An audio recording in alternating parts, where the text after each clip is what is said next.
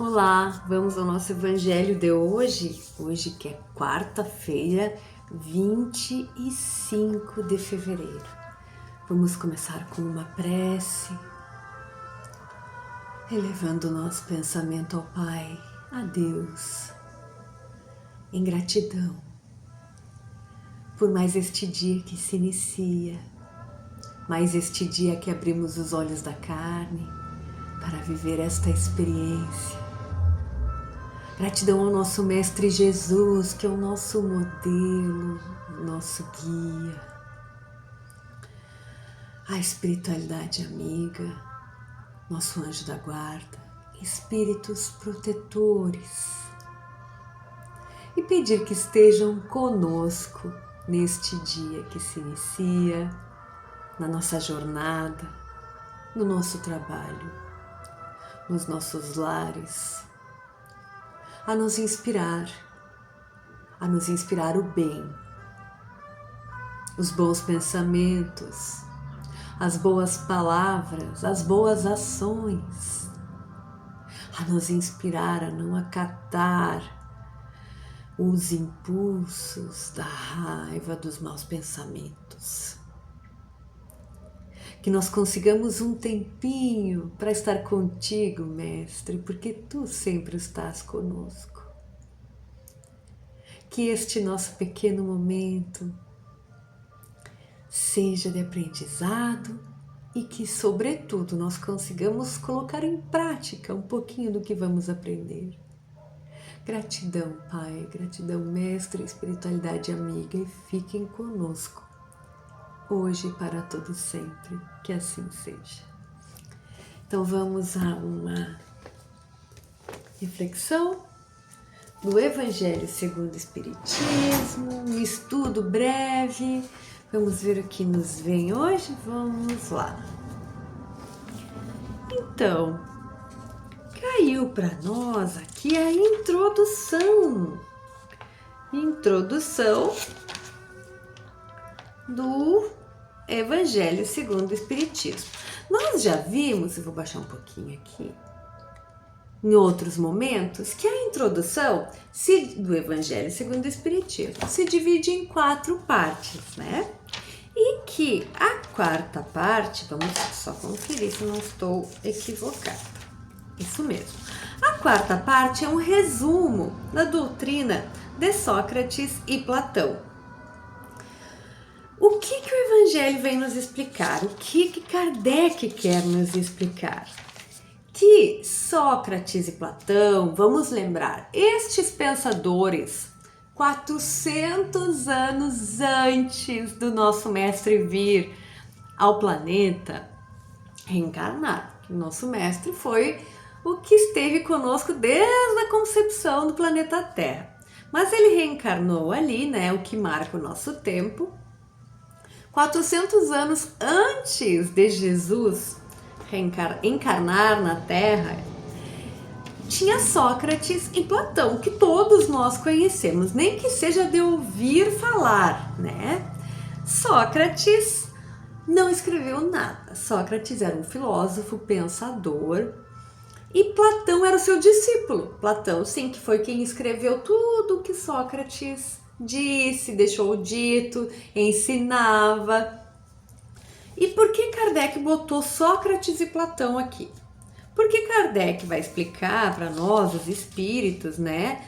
Orientaram Kardec, e Kardec vai nos explicar que na doutrina do que Sócrates e Platão acreditavam, no que eles acreditavam, tinha muito já da doutrina espírita, das reencarnações, algumas coisas, claro, não era a doutrina espírita especificamente. Não vamos entrar nesse mérito. Então, ele vai trazer um resumo, Kardec vai trazer um resumo para quê? Para que a gente veja que o espiritismo não é novo.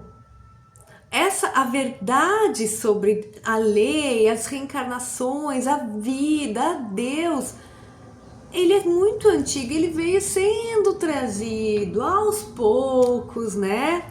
Claro que de formas diferentes, algumas um pouco equivocadas. Estava tudo certo na doutrina de Sócrates e Platão, então agora eu vou parar de estudar Espiritismo, vou estudar Sócrates e Platão. Não, era adequado à época, adequado àqueles espíritos que, além, apesar de muito elevados, são espíritos, né? Também no seu grau evolutivo. Então, mas tinha muito já a aprender. Tanto tinha que, independente de religião, de espiritualidade, estes dois nomes, Sócrates e Platão, são conhecidos até hoje. Então, sim. E caiu para nós aqui o item 9. Eu abri e caiu no item 9 do resumo da doutrina de Sócrates e Platão. Então vamos ver o que é para nós aprendermos aqui. Sempre com esse pensamento. O que nós vamos ler é sobre a doutrina de Sócrates e Platão. E nós vamos aqui fazer um breve comparativo.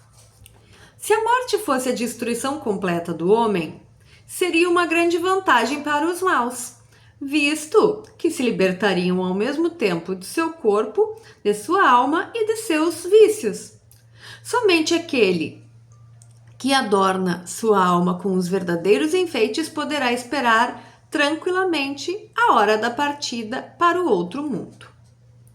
O materialismo, que proclama o nada para depois da morte, teria aí a anulação de toda a responsabilidade moral posterior e, por consequência, estaria estimulando o mal.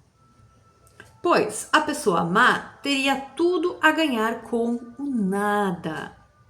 Somente o homem que se libertou de seus vícios e se enriqueceu de virtudes pode esperar tranquilamente o despertar da outra vida, na outra vida.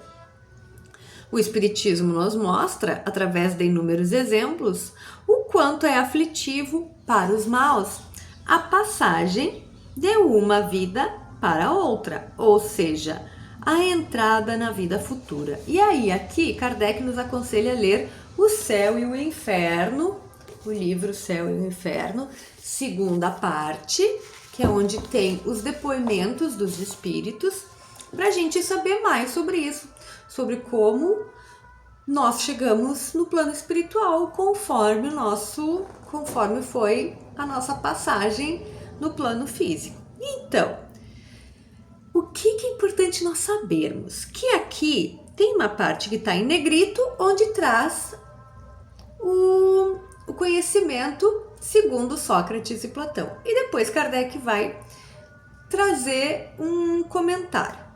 Vejam como estes dois pensadores, já há 400 anos antes de Cristo, estavam próximos de uma verdade, da verdade, né? De Jesus, do que Jesus viria trazer depois, dos ensinamentos, das virtudes. Por que ele diz assim?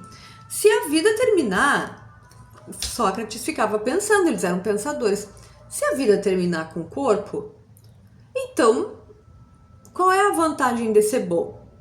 Qual é a vantagem de aprender algo? Vamos viver a vida no louco, né? É disso. Se eu não tenho nem certeza de quando vou desencarnar, de quando vou morrer, se pode ser amanhã, eu vou hoje fazer tudo que eu tenho vontade, só o que me dá prazer pro corpo físico, e estaríamos todos jogados aí pelo chão, não é mesmo? E aí, que benefício teria? Benefício de quem rouba, de quem engana, de quem...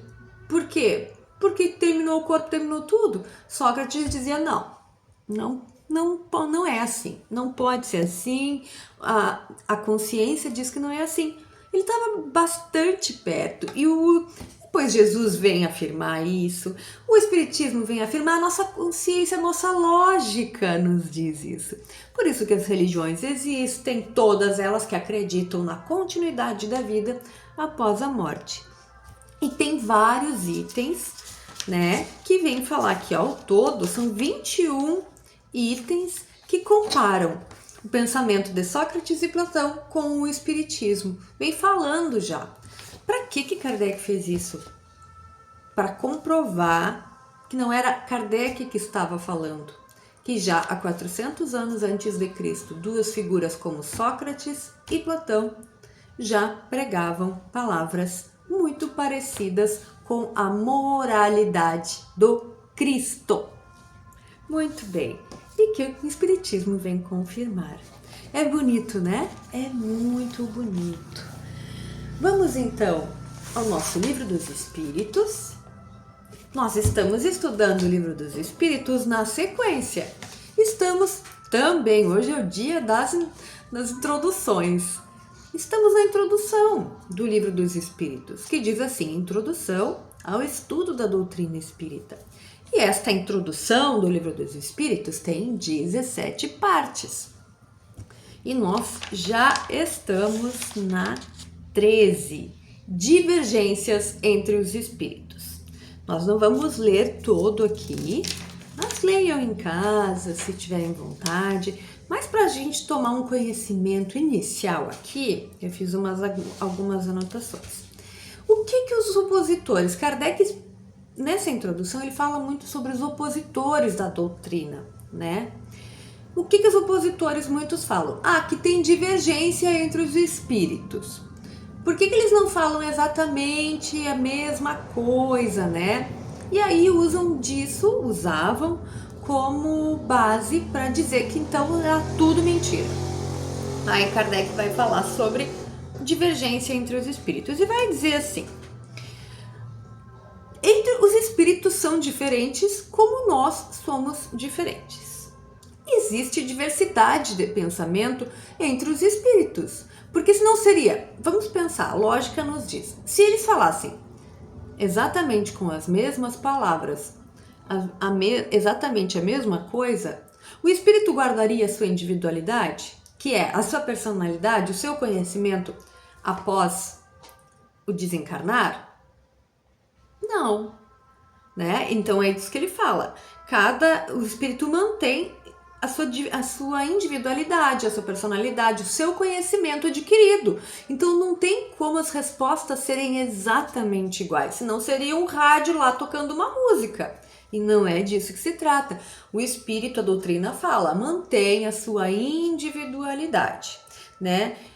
Os espíritos estão em graus evolutivos diferentes, nós já sabemos disso. Uns estão mais evoluídos, outros estão menos evoluídos. E muitas das vezes eles estão falando a mesma coisa, só que com diferentes palavras. Então as pessoas confundem as contradições de nomenclatura, as diferenças de nomenclatura, de exposição, com divergências, e na verdade não são. Aí Kardec traz muitos exemplos no texto aqui, por isso que fica o convite para ler, mas ele traz um exemplo muito interessante, que é, diversos cientistas falam a mesma coisa. Vamos supor, em diferentes níveis, às vezes em diferentes épocas. Se nós vamos estudar física, se nós vamos estudar química, tal cientista disse isso. Daí passou um tempo, tal cientista disse mais isso. Todos estão falando sobre física, todos estão falando sobre química. Não quer dizer que eles estão se opondo, às vezes estão se complementando, às vezes até se opunham, mas para chegar a uma verdade maior. Às vezes uma precisou surgir para trazer à tona outra coisa. É disso. E no plano espiritual é a mesma coisa. Nós precisamos colocar isso na cabeça. O plano espiritual não é um monte de gente sentado em nuvens. Continua tal qual é aqui. É disso que se trata. Como é aqui, é no plano espiritual. E eles vêm comunicar para nós como eles são. Então, mas por que não vem só Jesus falar com a gente? Só Jesus falar o que é perfeito? Primeiro que a gente não teria condições de entender. Nós não temos condições de entender. Por isso que Jesus veio, né, para ser, porque ele não conseguiria falar para nós. É respeitada ali uma escala evolutiva nossa, Estamos num estado evolutivo, espíritos de terceira ordem, precisamos de espíritos que falem uma língua que nós possamos entender, né? A bondade de Deus é tão grande que nós não temos como ainda entender do que a gente está falando. A gente está falando de olhar para fora e ver a grandeza do nosso planeta, de ver a grandeza do universo e parar para pensar. A gente teria condições de entender uma verdade dita por Jesus, por exemplo? Então, quem vem nos falar? Espíritos que vão falar um pouquinho acima de nós para nos trazer uma verdade que a gente já tenha condições de entender. Mal comparando, pode ter ficado complexa a minha comparação. Mas mal comparando vamos colocar um professor PhD em matemática para ensinar conta de mais e menos na primeira série? As crianças vão entender alguma coisa? Claro que o professor poderia voltar, ensinar muito simples, poderia, como Jesus fez com a gente, por amor. Mas, no geral, isso teria utilidade? Esse professor não é melhor empregado lá ensinando os alunos universitários? É disso que se trata. Então precisa adequar, e os espíritos também precisam adequar a sua fala conforme quem vai receber a mensagem. Então, para quem está recebendo, pode parecer que estão falando coisas diferentes, mas não são. Bom, o que mais nós temos aqui? Kardec de novo volta a falar que é muito importante uma observação profunda e continuada da doutrina. E em todos os itens, nós que estamos aqui todos os dias continuando o estudo, no item 10, 11, 12, 13, em todos eles Kardec toca no mesmo ponto. Estudo e observação aprofundada e continuada da doutrina, para que a gente possa dar uma opinião, pelo menos com algum fundo, né, de coerência, para que a gente não saia falando coisas da qual nem entende. Bom, eu acho que sobre a divergência entre os espíritos se explica bem. Façam a leitura se ficou alguma dúvida. Ele fala aqui sobre alma, por exemplo, que uns falam que alma é uma coisa, dão um conceito, outros dão outro conceito de alma, mas que na verdade a ideia é a mesma, é que nem Deus, né? O que uns falam, um mais materialista vai dar uma opinião sobre Deus, um conceito sobre Deus, o que tem um outro viés de conhecimento vai dar uma outra forma. Algum tá certo e algum tá errado? São coisas que se complementam. Então, daí que pode surgir o fato de pessoas acharem que existe contradição e divergência entre os espíritos, enquanto, na verdade, são só diferentes opiniões colocadas em situações diferentes para pessoas diferentes. Acho que dá pra gente entender, né? É muito bonito estudar, porque nos força a expandir a nossa consciência. Vamos encerrar então? Vamos fechar os olhos e mais uma vez agradecer ao Pai por tanto que nos é dado, pela nossa saúde, porque estamos aqui neste momento. Então, temos saúde para esse entendimento, por isso agradecemos. Pedimos o amparo do nosso Mestre, da nossa Mãe Maria de Nazaré, dos Espíritos amigos, nosso anjo da guarda, para que estejam conosco no dia de hoje e para todo sempre. Que assim seja. Tchau, tchau.